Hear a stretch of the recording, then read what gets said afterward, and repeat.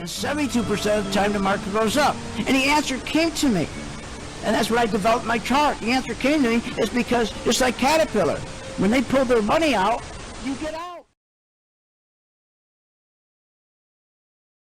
Whoa. It's your daily dose of how to manage your money. And now it's time for Phil's Gang on the Off the Wall Street Network. Oh, God. Are you nuts? With your host, Phil Grande. Bye. And welcome to my podcast. Well, everybody's asking today, what's going on? Yields are finally going down. So tech should be going up. Well, there's a problem. Yes, yields are down, but it doesn't mean that tech stocks just go up automatic because yields are down. There's other problems. Let me explain what's going on. So that's what everybody's asking.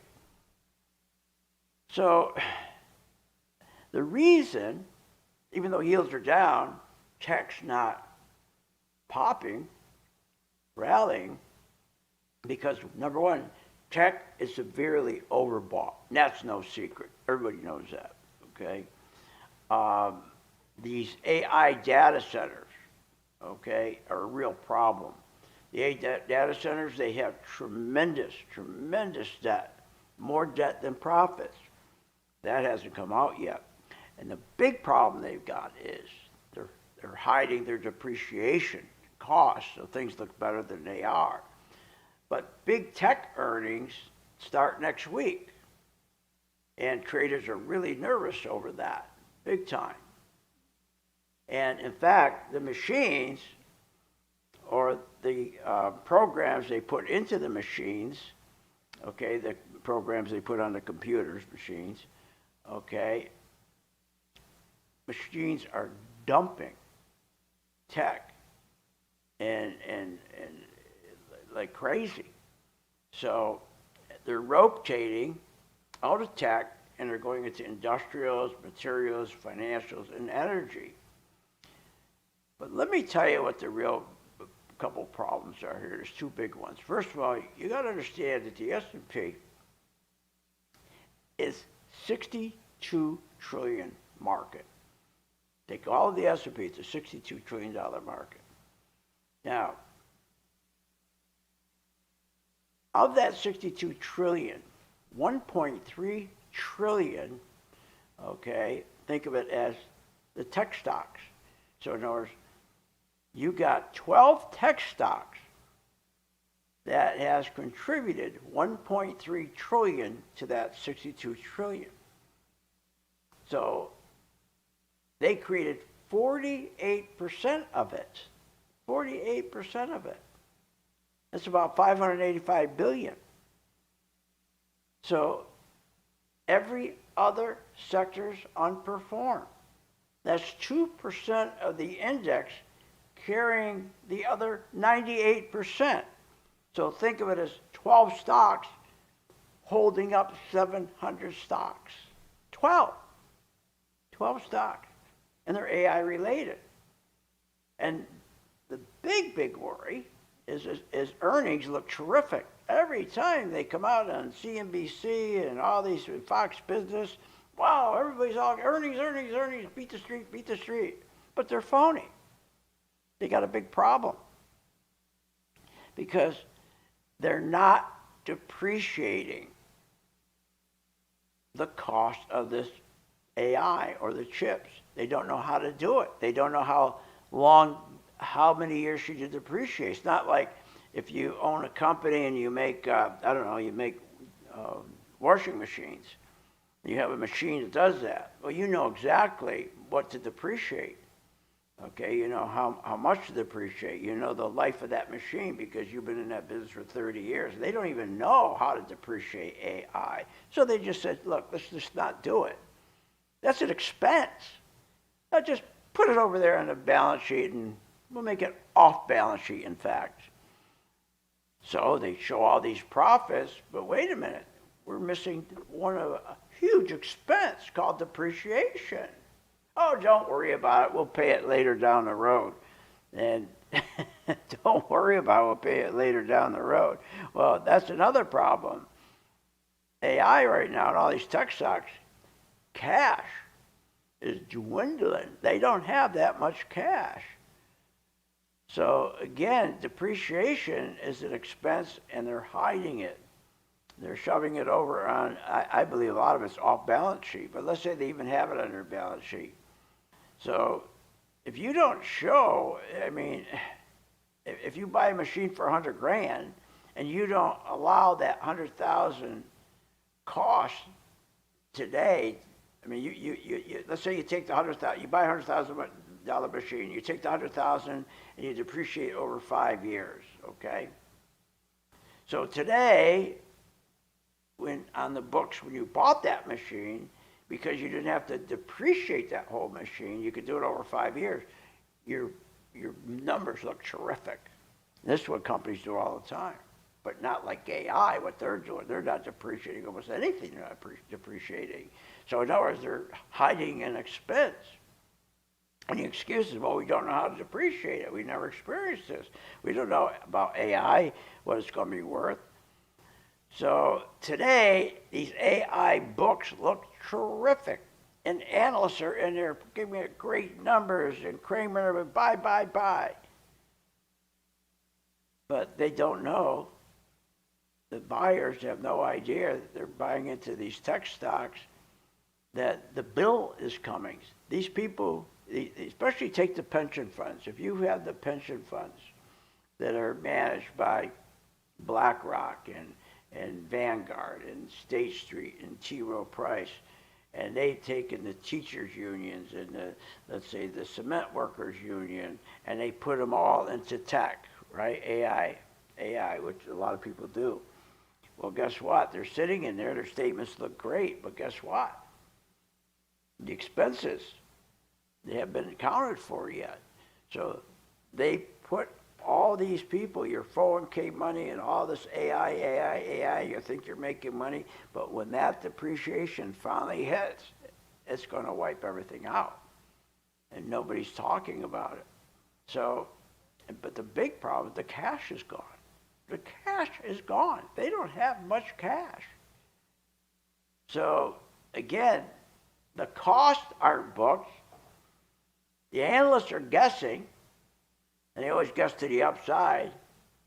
And when that depreciation expense, they're forced to expense that depreciation. Oh my God. So right now though, AI earnings look amazing. Tech earnings look amazing.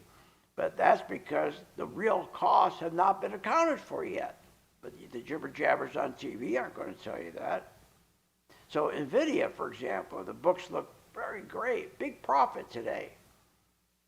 Here's what they do. They sell the chips today.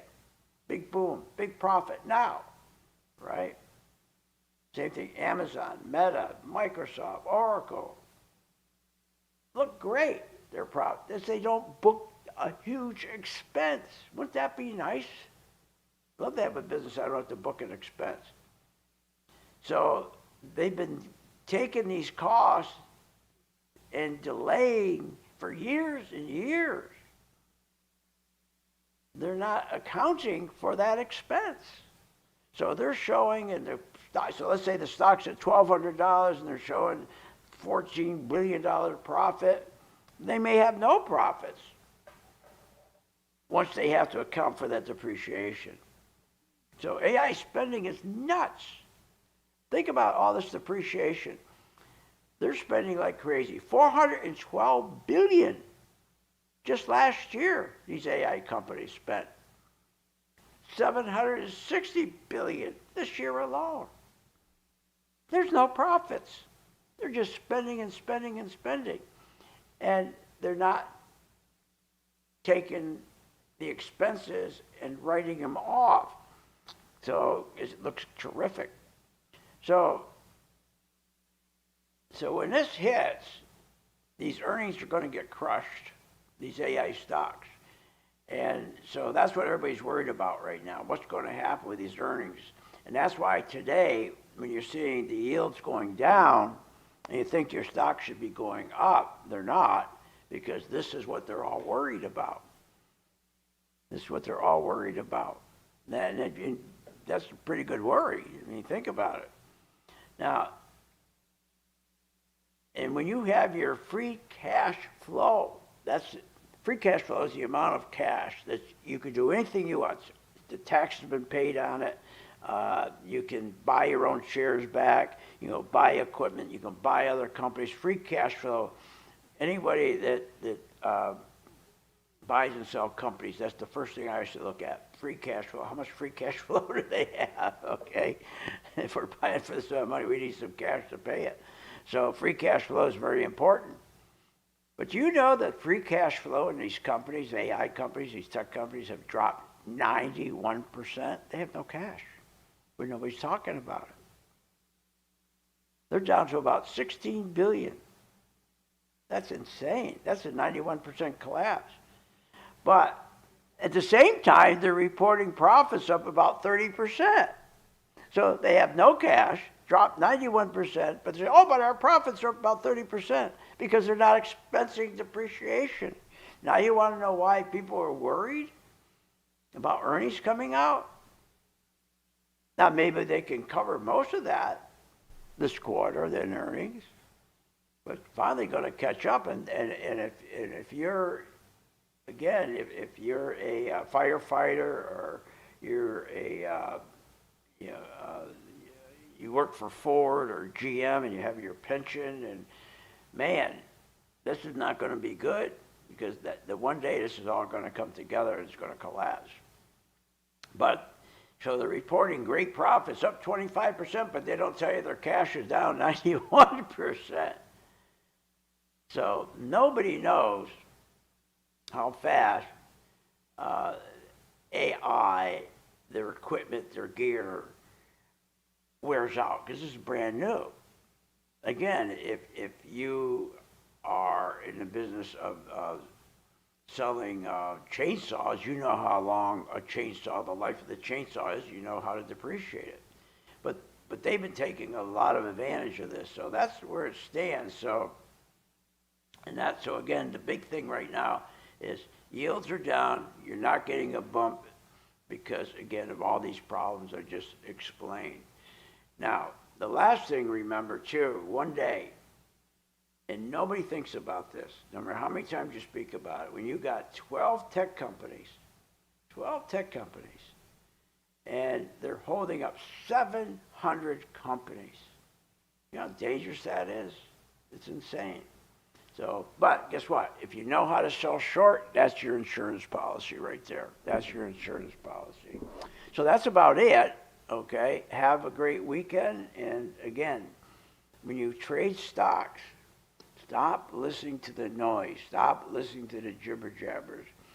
When you trade a stock, as long as you follow your yields will protect you. Your yields are never wrong. Your yields always will tell you which of your stocks is going to go up, which of your stock is going to go down.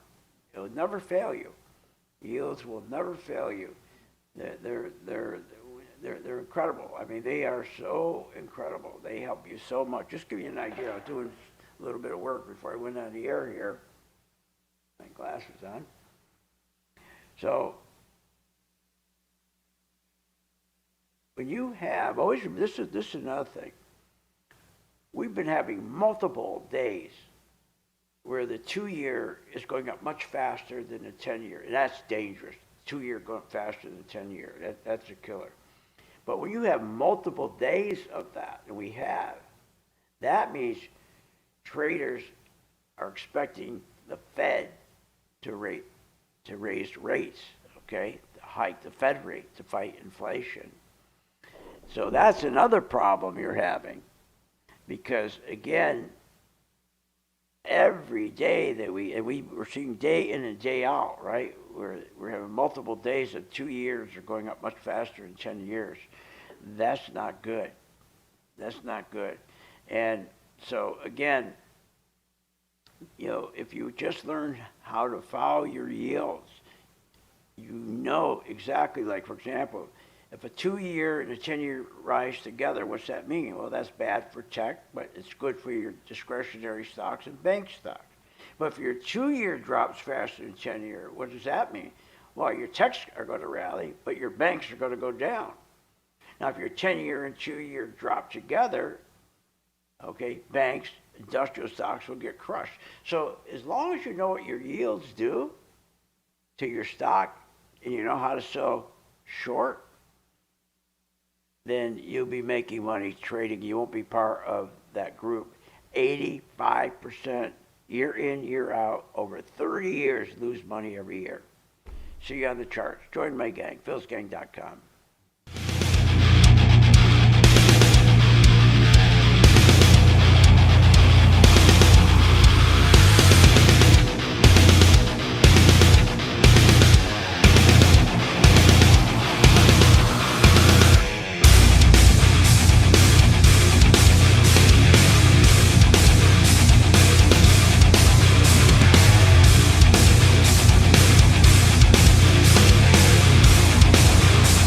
Are you nuts?